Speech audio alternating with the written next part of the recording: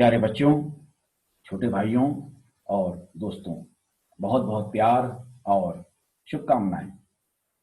कहानी संकलन के अंतर्गत आज की इस कड़ी में मैं आपको चौथी कहानी सुनाने जा रहा हूं। इस कहानी का नाम है न्याय मंत्री। कहानी का नाम है न्याय मंत्री। तो चलिए कहानी को मैं पढ़ना शुरू करता हूं। संध्या का समय था। चारों ओर अंधकार फैल चुका था। ऐसे में किसी ने घर का दरवाजा खटखटाया। कौन है? ब्राह्मण शिशुपाल ने पूछा। एक परदेशी। बाहर से आवाज आई। एक परदेशी। क्या मुझे रात काटने के लिए स्थान मिल जाएगा? क्या मुझे रात काटने के लिए स्थान मिल जाएगा? शिशुपाल ने दरवाजा खोला। उनके सामने एक नवयुवक खड़ा था।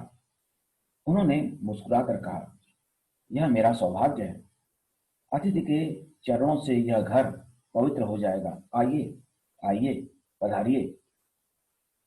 अतिथि को लेकर शिशुपाल घर के भीतर गए और उनका आदर सत्कार किया। यह देख परदेशी मुग्ध हो गया। भोजन आदि से निपटकर दोनों बातें करने लगे।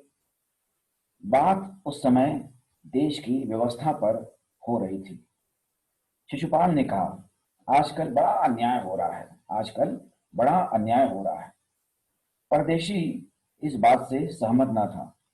वह बोला, दोष निकालना आसान है, परंतु कुछ करके दिखाना कठिन है।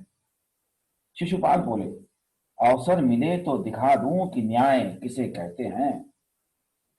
तो आप अवसर चाहते हो? हाँ, अवसर चाहता हूं। फिर कोई अन्याय नहीं होगा? बिल्कुल नहीं। कोई अपराधी दंड से न बचेगा? कदापि नहीं।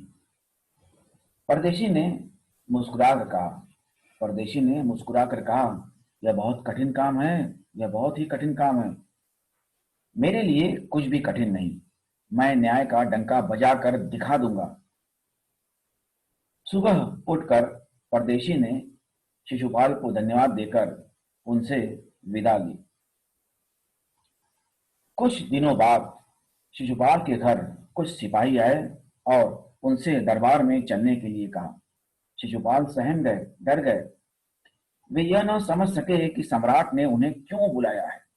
कहीं उस परदेशी ने सम्राट से झूठी शिकायत तो नहीं कर दी। सोचते सोचते वे सिपाहियों के साथ चल पड़े। दरबार में पहुंचकर शिशुपाल का कलेजा धड़कने लगा। बहुत डर रहे थे।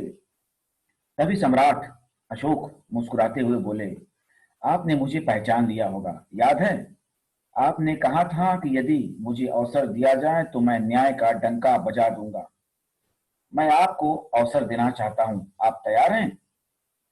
शिशुपाल ने बड़ी शांति से उत्तर दिया, यदि सम्राट की यही इच्छा है तो मैं तैयार हूं।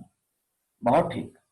कल से आप न्याय मंत्री नियुक्त हुए। कल से आप न्याय मंत्री नियुक्त हुए, सम्राट ने कहा और अपने हाथ से राजमुद्रा उतार कर शिशुपाल को पहना दी। अब शिशुपाल न्याय मंत्री थे। उन्होंने राज्य की समुचित व्यवस्था की देखभाल करनी आरंभ की। उनके सुप्रबंध से राज्य में पूरी तरह शांति रहने लगी। किसी को किसी प्रकार का भी डर नहीं रहता था, कोई भय नहीं रहता था। लोग घरों के दरवाजे तक खुले छोड़ देते थे। चारों तरफ न्याय मंत्री के सुप्रबंध और न्याय की धूम मच गई। लगभग एक महीने बाद किसी ने एक पहरेदार की हत्या कर दी।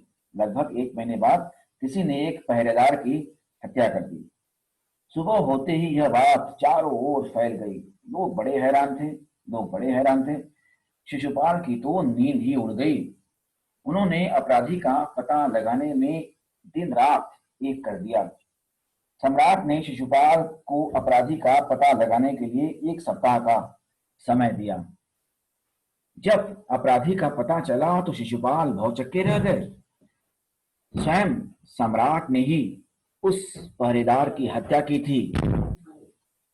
स्वयं सम्राट ने ही उस पहरेदार की हत्या की थी। सम्राट को कैसे अपराधी घोषित किया जाए, पर न्याय की दृष्टि में सम्राट और साधारण व्यक्ति में कोई अंतर नहीं होता। शिशुपाल ने अपना कर्तव्य निश्चित कर लिया। शिशुपाल शांत भाव से दरबार में आए। सम्राट अशोक सिंहासन पर बैठे हुए थे। उन्होंने पूछा, अपराधी का पता चला?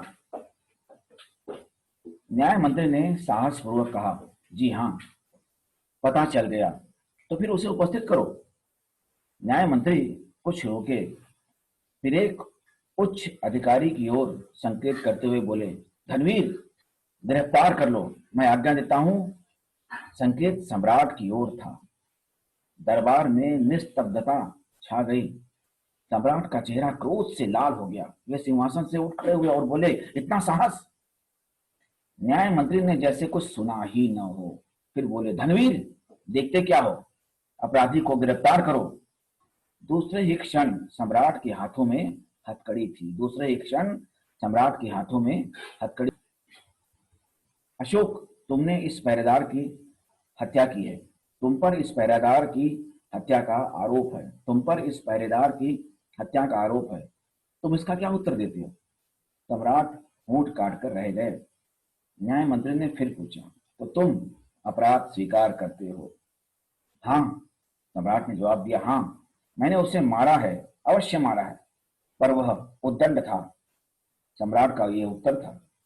वह उद्दंड था या नहीं, तुमने एक राज कर्मचारी की हत्या की है। तुम अपराधी हो, तुम गुनहगार हो।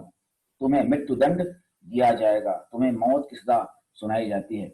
न्याय मंत्री ने अपना निर्णय सुना दिया। सारी सभा में सन्नाटा छा गया। न्याय मंत्री का निर्णय सुन सम्राट ने सिर झुका लिया। तभी न्याय मंत्री का संकेत पाकर एक कर्मचारी अशोक की मूर्ति लेकर उपस्थित हो गया।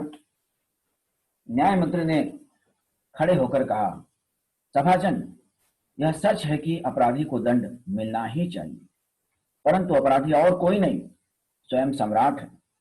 इसलिए मैं आज्ञा देता हूं कि सम्राट को चेतावनी देकर छोड़ दिया जाए और उनके स्थान पर अशोक की इस मूर्ति को फांसी पर लटका दिया जाए, जिससे लोगों को शिक्षा मिले, जिससे लोगों को सीख मिले। सभा न्याय मंत्री की जय जयकार से गूंज उठी। सभा न्याय मंत्री की जय जयकार से गूंज उठी। शिशुपाल ने राजमुद्रा सम्राट अशोक के सामने रख दी और बोले, महाराज, यह राजमुद्रा वापस ले। मुझसे अब यह बोझ नहीं उठाया जाएगा। अशोक ने सम्मान भरी दृष्टि से उनकी ओर देखते हुए गदगद कंठ से कहा, आपने मेरी आंख खोल दी। आपने मेरी आंखें खोल दी। आपका साहस प्रशंसनीय है, काबिले तारीफ है। अब यह भार आपके अतिरिक्त और कोई नहीं उठा सकता। न्याय मंत्री निरुत्तर हो गए। अब देखिए, इस कहानी के माध्यम से लेखक ने एक शाश्वत सत्य की ओर संकेत किया है कि अपराधी को दंड मिलना ही चाहिए, चाहे वह राजा ही क्यों न हो, चाहे राजा हो, चाहे रंक हो, सबके लिए न्याय बराबर है। अगर कोई अन्याय करता है, अगर कोई अपराध करता है, तो उसके लिए दंड का प्रावधान है, उसे दंड मिलना ही चाहिए। यह कहानी भी ऐसे ही न्याय मंत्री की है, जिसने सम्राट अशोक को दंड देने का साहस किया।